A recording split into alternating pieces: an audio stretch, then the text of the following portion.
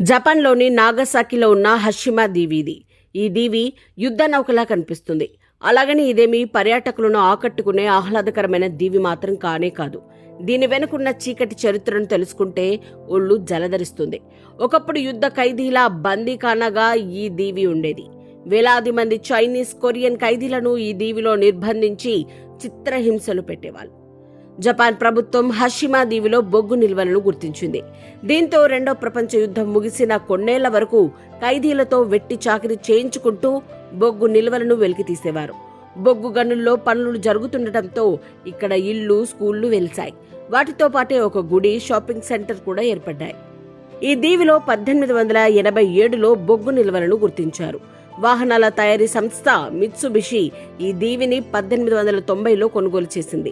Japan ప్రభుత్వం ఇక్కడకు తరలించే యుద్ధ ఖైదీలనే కార్మికులుగా ఉపయోగించుకునేది. వారితో వెట్టి చాకిరీ చేయించుకుని భారీగా లాభాలు గడించింది.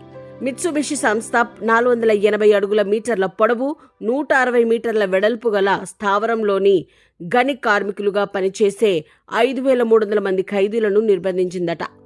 గని తవ్వకాల్లో జరిగే ప్రమాదాల వల్ల, పోషకాహార లోపం వల్ల, జపాన్ సైనికులు అమలు జరిపే మరణ శిక్షల వల్ల దాదాపు 1700 మంది ఖైదీలు అర్ధాంతరంగా ఇక్కడే మరణించారు.